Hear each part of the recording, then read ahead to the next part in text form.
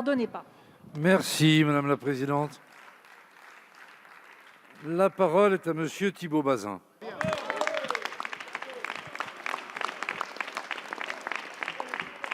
Merci, Monsieur le Président. Monsieur le Premier ministre, demain sera le triste anniversaire du premier confinement. J'ai bien conscience que votre gouvernement a dû faire face à une crise d'une violence inouïe. Néanmoins, le bilan de votre gestion est bien sombre. Votre gouvernement a durement attenté aux libertés des Français, au prix de détresse psychologique parfois dramatique.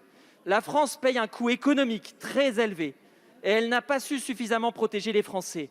Les Français et les soignants ont manqué de tout. Pénurie de masques, de tests, manque de lits de réanimation, pénurie de blouses, de surblouses, manque de kits de séquençage et désormais de doses de vaccins. Nous avons subi un défaut d'anticipation quasi systématique, des lourdeurs administratives incroyables, avec moult attestations et protocoles indigestes, et un recul de notre souveraineté.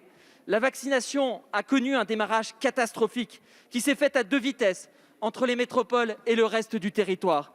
4 millions de Français devaient être vaccinés au 28 février, mais 2,7 millions à peine avaient reçu les 2 doses à cette date.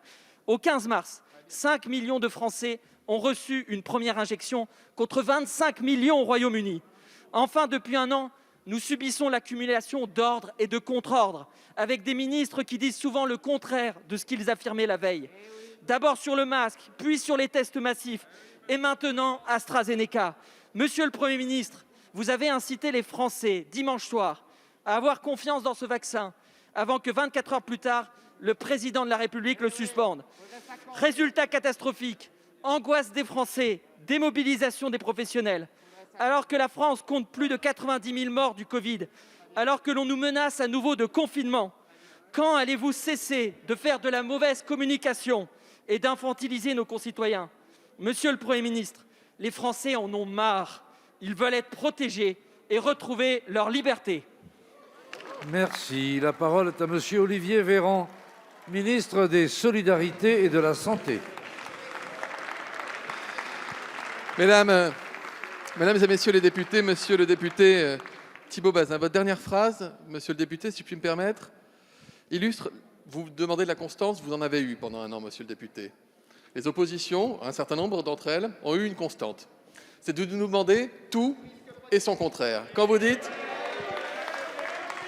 les Français veulent être protégés et retrouver leur liberté. Monsieur le député, quand je suis venu à 7 reprises présenter un texte sur l'état d'urgence sanitaire, à 7 reprises demander la confiance du Parlement et notamment de votre groupe parlementaire pour prendre toutes les mesures nécessaires pour protéger les Français et leur permettre de retrouver la liberté.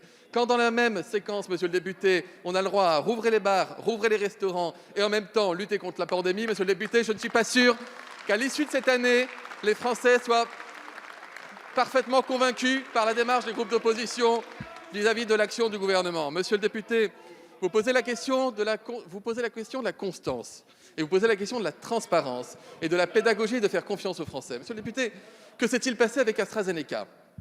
Que se passe-t-il avec AstraZeneca? Un vaccin qui est très efficace, un vaccin qui est précieux dans notre lutte contre la pandémie, un vaccin dont nous sommes toujours engagés à la plus grande transparence quant à son usage, quant aux effets indésirables éventuels, avec un système de pharmacovigilance national et européen. Ce que nous dit aujourd'hui l'Agence européenne du médicament, c'est que le vaccin est efficace et que la balance bénéfice-risque est favorable. Mais l'Agence européenne du médicament instruit pendant 48 heures, à une échelle des scientifiques de toute l'Europe, la déclaration d'un certain nombre de cas très rares de complications thromboemboliques qui pourraient éventuellement en modifier partiellement les indications. Monsieur le député, si nous décidions autre chose que d'écouter l'Europe, d'écouter l'ensemble des pays européens aujourd'hui et de dire nous nous donnons 48 heures de recul pour revenir avec confiance devant les Français, je le souhaite de tout mon cœur comme ministre et comme Français parce que vous savez quoi, monsieur le député, quand on aime son pays, on a envie qu'il s'en sorte et on fait tout pour l'aider et pas pour le tirer vers le bas. Merci, Monsieur le ministre. Monsieur Bazin. Il y a une solution, monsieur le ministre. Vacciner, vacciner et vacciner, arrêtez les injonctions contradictoires.